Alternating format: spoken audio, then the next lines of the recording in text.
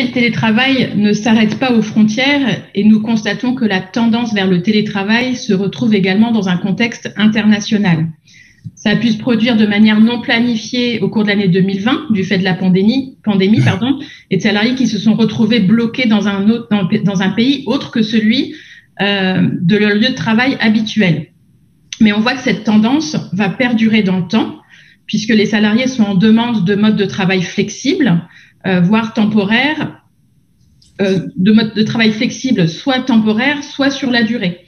Par exemple, on va pouvoir avoir des salariés, et on le voit, qui demandent à pouvoir travailler depuis leur maison de vacances à l'étranger pendant une période de 3 ou 4 mois.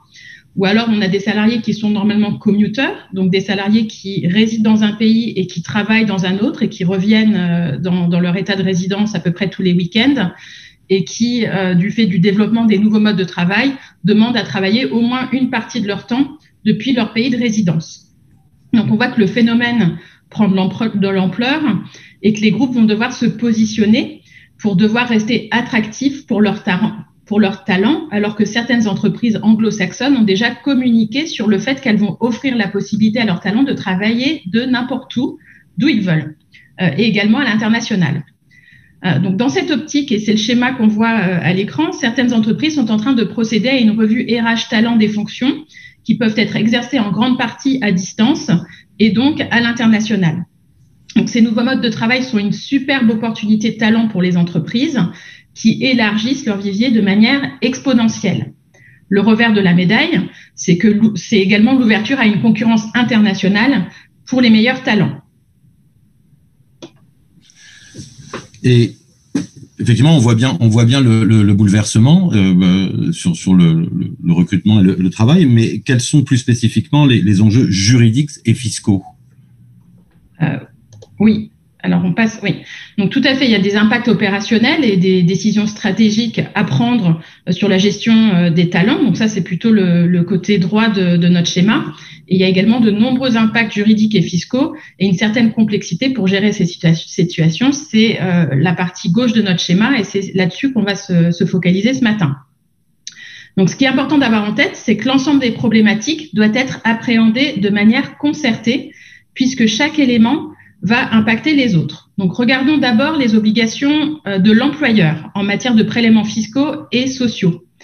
Il n'y a pas d'outil particulier pour déterminer ces problématiques pour l'employeur et il faut utiliser les conventions fiscales et les accords de sécurité sociale habituels pour déterminer quelles seront les obligations de l'employeur. Donc, plusieurs facteurs vont devoir être pris en compte. Quelle est la résidence fiscale du salarié? Quel est son employeur?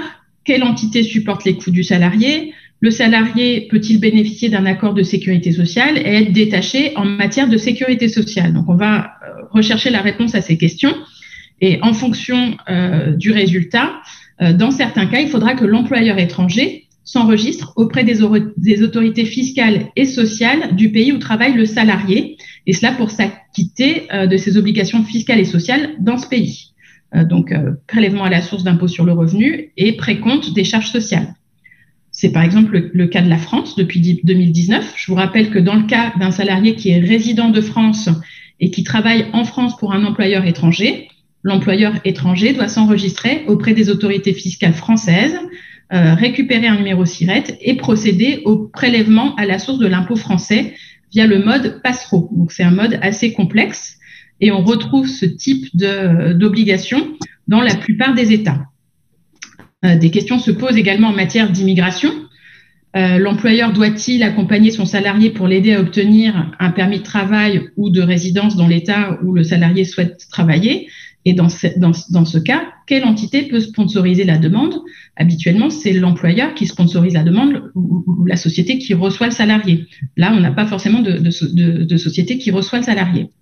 Donc, on voit ici les difficultés de mise en œuvre qui peuvent induire des coûts cachés. Il faut également anticiper des coûts directs représentés, par exemple, par les coûts de sécurité sociale. Le principe en matière de sécurité sociale, c'est que le salarié doit être affilié et payer ses cotisations sociales dans l'État où il travaille. Dans le cas où le salarié travaille dans un État où la sécurité sociale est plus chère que dans son État d'origine, cela peut représenter un surcoût pour l'employeur Par exemple, dans le cas d'un Britannique qui viendrait s'installer en France pour travailler, au Royaume-Uni, les charges sociales sont plafonnées pour l'employeur à peu près 12%, à comparer aux 40-45% qu'on peut voir en France.